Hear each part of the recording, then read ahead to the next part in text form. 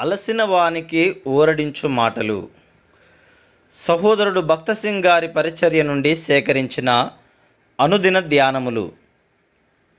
ఆత్మానుసారమైన నవీన స్థితి గల వారమై సేవ చేయుచున్నాము.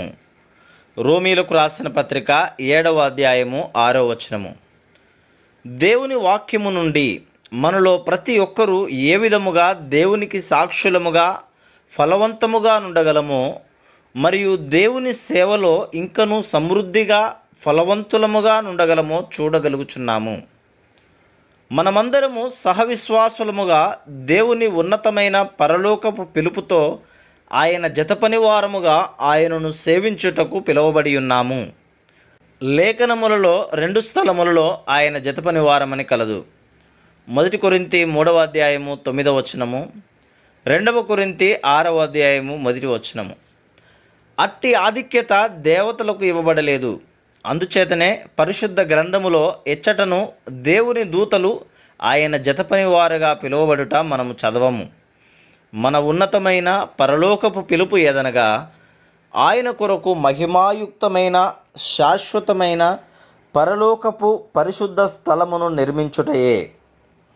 మోషే కథ నుండి దేవుడు మనలను తన పరిచర్య కొరకు ఎట్లు సిద్ధపరచగలడో మనం చూడగలము. మొట్టమొదటిగా మన ఆసక్తి మనలను దేవునికి ఉపయోగకరంగా చేయజాలదని చూచుచున్నాము. మోషే తన ఆసక్తితో దేవుని సేవించ ప్రయత్నించి అపజయం పొందెను. ఫరో కుమార్తె యొక్క కుమారుడని అనిపించుకొనుటకు నిరాకరించి గొప్ప త్యాగమును చేసినప్పటికీ దేవుని ప్రజలకు సేవ చేయుటకు సహాయము చేయుటకు ఎంతో ఆసక్తిని కనపరిచినప్పటికీ అతడు అపజయమునే ఎదుర్కొనవలసి వచ్చెను. అతడు పారిపోయి 40 సంవత్సరములు తన మామ యొద్ద దాగుకొనవలసి వచ్చెను. ఆ 40 సంవత్సరముల కాలములో అతడు నేర్చుకొనినదంతయు మర్చిపోయాను. ఆ దైవజనుడు ఐగుప్తు విద్యనంతటిని అభ్యసించినప్పటికీ, మాటలయందు కార్యములయందు నేర్పరి అయినప్పటికీ దేవుడు అతనిని ఉపయోగించుకొనలేకపోయాను. ఐగుప్తులో నేర్చుకొనినదంతయు మర్చిపోవునట్లు చేయుటకు దేవుడు అతనిని ఐగుప్తు నుండి తీసుకొని పోవలసి వచ్చెను. దేవుడు అతనిని శక్తివంతముగా ఫలవంతముగా ఉపయోగించుకొనక మునుపు అతడు ఖాళీ చేయబడెను. అప్పుడు దేవుడు అతనికి తన పరిశుద్ధతను గూర్చిన స్పష్టమైన వ్యక్తిగత అనుభవమును కలగజేసెను. నిర్గమకాండము 3వ అధ్యాయం. మన అర్హతలు, జ్ఞానము, తెలివితేటల ద్వారా మనలో ఎవరము దేవునికి ఉపయోగకరంగా ఉండలేము.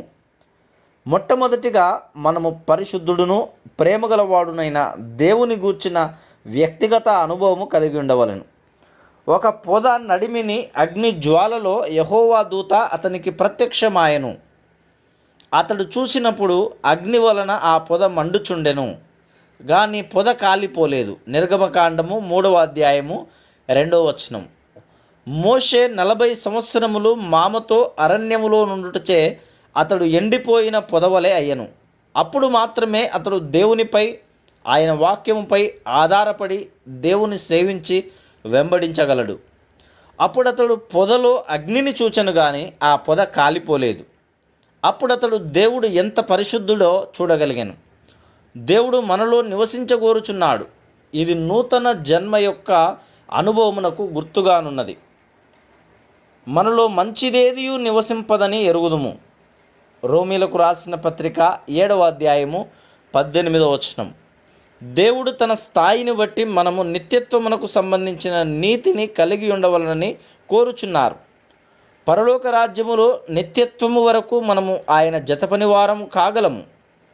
ఆ మండుచున్న పొద దైవిక అగ్ని దేవుని నీతిని, దేవుని స్వంత నీతిని గురించి మాట్లాడుచున్నాడు.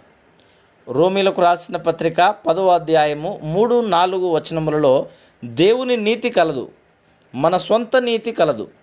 తన ప్రజల ఎడల తనకు గల ఆసక్తితో, తన జ్ఞానముతో మోషే దేవుని ఎదుట నీతిమంతుడు కాగోరుటకు ప్రయత్నించెను. ఆ సమయంలో ఎవరునూ అతని జీవితంలో ఏ లోపమును కనుగొనలేదు. అతడు ఎంతో గొప్ప త్యాగమును చేసిన వ్యక్తి. ఏదో ఒక విధానములో తన ప్రజలకు సహాయము చేసేవాడు. ఆ విధముగా అతడు స్వనీతిపరుడయ్యను. మనము స్వనీతితో చేసినదేదియు దేవుణ్ణి తృప్తిపరచలేదు.